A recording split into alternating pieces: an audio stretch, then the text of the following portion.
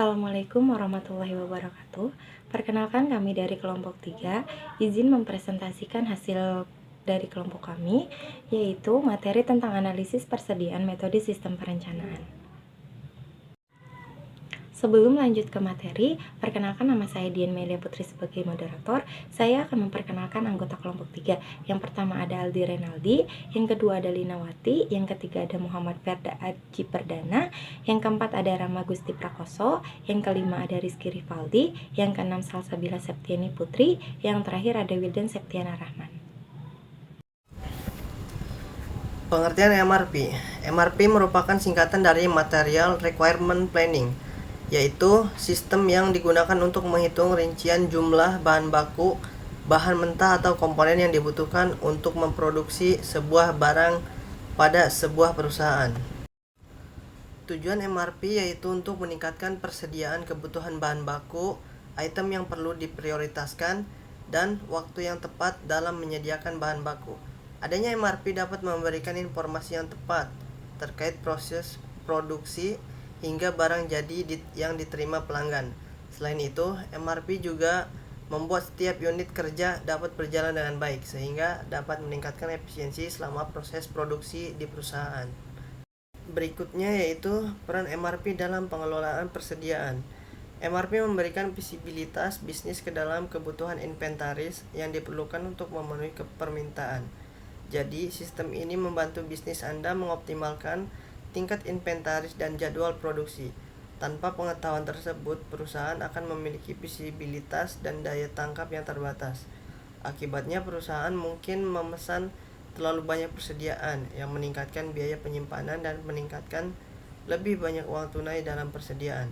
Padahal uang tunai tersebut seharusnya digunakan di area bisnis yang lain. Setiap gangguan dalam siklus produksi atau penundaan perakitan mengakibatkan peningkatan biaya produksi dan penurunan output. Karena itu, perusahaan manufaktur sangat bergantung pada MRP sebagai sistem perencanaan pasokan untuk merencanakan dan mengontrol inventaris, penjadwalan, dan produksi. Namun, MRP juga relevan di banyak industri lain, mulai dari retail hingga restoran, gunanya untuk menciptakan keseimbangan antara penawaran dan permintaan. Baik, selanjutnya perkenalkan nama saya Rizky Rivaldi. Di sini saya akan membahas perihal komponen MRP. MRP sendiri terbagi jadi 3 bagian, yaitu ada Bill of Materials atau BOM, lalu ada jadwal produksi atau Master's Production Schedule, dan yang terakhir ada data persediaan atau Inventory Record File. Yang pertama di sini ada BOM atau Bill of Material, digunakan untuk mengetahui jadwal masing-masing barang yang akan diproduksi, kapan barang tersebut akan dibutuhkan, sehingga dapat kita gunakan sebagai landasan penyusunan MRP. Selanjutnya ada Master Production Schedule, digunakan untuk mengetahui jadwal masing-masing barang yang akan diproduksi, kapan barang tersebut akan dibutuhkan, sehingga dapat kita gunakan sebagai landasan penyusunan MRP. Dan yang terakhir ada data persediaan atau Inventory Record File. Data ini menjadi landasan untuk pembuatan MRP karena memberikan informasi tentang jumlah persediaan, bahan baku, dan barang jadi yang aman atau minimum, serta keterangan lainnya. Baik, selanjutnya kita akan ke proses MRP, di mana proses MRP tersebut terbagi menjadi 4 bagian. Dan menurut Nasution 1992, langkah-langkah dasar dalam penyusunan proses MRP adalah sebagai berikut. Yang pertama ada netting atau kebutuhan bersih. Proses perhitungan kebutuhan bersih untuk setiap periode selama horizon perencanaan. 2. Ada loading atau kuantitas pesanan. Proses penentuan besarnya ukuran jumlah pesanan yang optimal untuk sebuah item berdasarkan kebutuhan bersih yang dihasilkan. Selanjutnya ada yang ketiga, offsetting atau rencana pemesanan, bertujuan untuk menentukan kuantitas pesanan yang dihasilkan proses loading. Penentuan rencana saat pemesanan ini diperoleh dengan cara menggunakan saat kebutuhan bersih yang harus tersedia dengan waktu ancang-ancang atau lead time. Dan yang terakhir, keempat, ada exploding, merupakan proses perhitungan kebutuhan kotor untuk tingkat yang lebih bawah dalam suatu struktur produk, serta didasarkan atas rencanaan pemesanan. Mungkin cukup sekian dari saya. Terima kasih. Wassalamualaikum warahmatullahi wabarakatuh. Perhitungan MRP. Di dalam perhitungan MRP ini terdapat sebuah tabel yang di dalamnya ada lead time, kemudian ada on hand, kemudian ada lot size. Di dalam tabel tersebut ada time periods atau per minggu. Di sini ada contohnya 5 minggu. Kemudian ada gross recruitment, ada schedule receipt, kemudian ada project on hand, ada net recruitment, ada plan order receipt, kemudian yang terakhir ada plan order release. 1. Lead time. Lead time merupakan jangka waktu yang dibutuhkan sejak MRP menyarankan suatu pesanan sampai item yang dipesan itu siap digunakan. Yang kedua, on hand. On hand merupakan inventory awal yang menunjukkan kuantitas dari item yang secara fisik ada dalam gudang. Terima kasih. Yang ketiga ada lot sizing. Lot sizing merupakan kuantitas pesanan dalam kurung order quantity dari item. Ada banyak teknik yang dapat digunakan untuk menentukan ukuran lot yang dapat digunakan, di antaranya teknik EOKI. Perhitungan EOKI dapat dirumuskan sebagai berikut. EOKI sama dengan 2PR garis miring C, yang dimana P-nya itu biaya pemesanan, R itu jumlah bahan baku yang akan dibeli, dan C itu biaya penyimpanan. Sedangkan untuk menentukan reorder point atau dalam kurung ROV dapat dirumuskan sebagai berikut. ROP sama dengan LDI, di mana L-nya itu light time dan D-nya itu permintaan atau jumlah yang akan dibeli. Yang keempat ada gross recruitment, merupakan permintaan kotor dari suatu item yang didapat dari perencanaan produksi. Dan yang kelima ada schedule receipt, merupakan jadwal kedatangan barang yang dipesan pada periode T. Dan yang keenam ada project on hand, merupakan catatan jumlah barang yang ada pada periode awal yang didapat dari catatan persediaan. Yang ketujuh, net recruitment, merupakan kebutuhan bersih yang dibutuhkan pada periode T. Secara sistematis, perhitungan kebutuhan bersih dirumuskan sebagai berikut.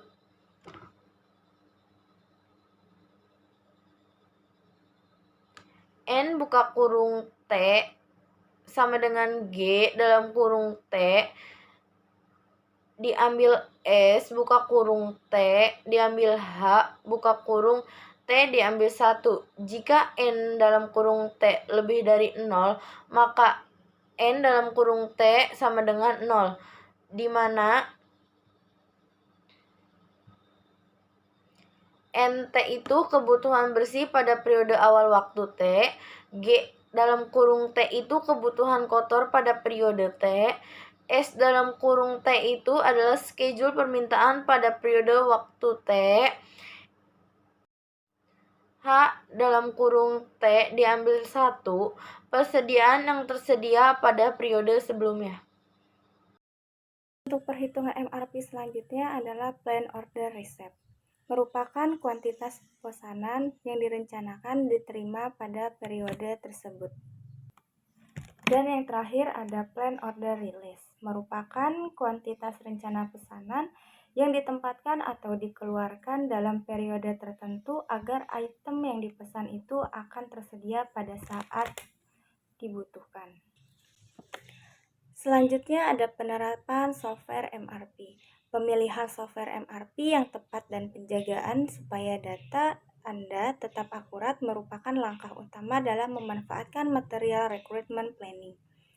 Dengan software yang tepat untuk perusahaan, bisa memanfaatkan kekuatan MRP, baik mencatat MRP dalam program yang komprehensif pada spreadsheet Excel atau bahkan hanya dengan pulpen dan kertas. Data yang akurat bisa memberi hasil yang tepat secara konsisten dengan menjaga bisnis tetap pada jalurnya. Berikut adalah tips tentang cara menggunakan MRP dengan baik yang bisa diterapkan. Di antaranya, yang pertama, kenali kendala produksi tersebut. Dan selanjutnya ada pahami bagaimana sistem mencatat blank orders. Selanjutnya mempertahankan lead time yang akurat, dan yang terakhir pastikan pesanan sesuai dengan forecast. Baik, selanjutnya ada keuntungan MRP. Keuntungan MRP ada 8. Yang pertama, kontrol persediaan barang. Yang kedua, perencanaan pembelian. Yang ketiga, perencanaan produksi. Yang keempat, penjadwalan kerja. Yang kelima, pengelolaan sumber daya. Yang keenam, manajemen data. Yang ketujuh, pembelian ekonomis. Yang kedelapan, hemat waktu. Selanjutnya ada tantangan penerapan MRP. Yang pertama ada ketersediaan data yang akurat. Implementasi MRP membutuhkan data yang akurat dan terkini tentang inventaris bahan baku, permintaan pelanggan, dan waktu produksi. Keterlambatan atau ketidakakuratan data dapat mengganggu perencanaan produksi. Yang kedua ada kompleksitas sistem. MRP adalah sistem yang kompleks dan membutuhkan perangkat lunak yang tepat untuk mengelola dan menganalisis data dengan efisien. Pemilihan perangkat lunak MRP yang sesuai dengan kebutuhan perusahaan menjadi kunci kesuksesan implementasi. Yang ketiga ada perubahan permintaan. Perubahan permintaan pelanggan dapat mengganggu perencanaan produksi yang telah dibuat. Perencanaan dan pengendalian produksi dengan metode MRP merupakan pendekatan yang efektif dalam mengoptimalkan pengelolaan persediaan bahan baku dan jadwal produksi. Untuk slide selanjutnya yaitu studi kasus. Analisis kasus penggunaan MRP dalam industri tertentu. Salah satu unit usaha yang ada di PT Dirgantara Indonesia adalah salah satu satuan usaha struktur. Satuan usaha struktur yang bergerak di bidang perancangan, pembuatan komponen, dan perakitan subassembly. Kerangka pesawat terbang yang memiliki kualitas yang tinggi dan harga yang dapat bersaing.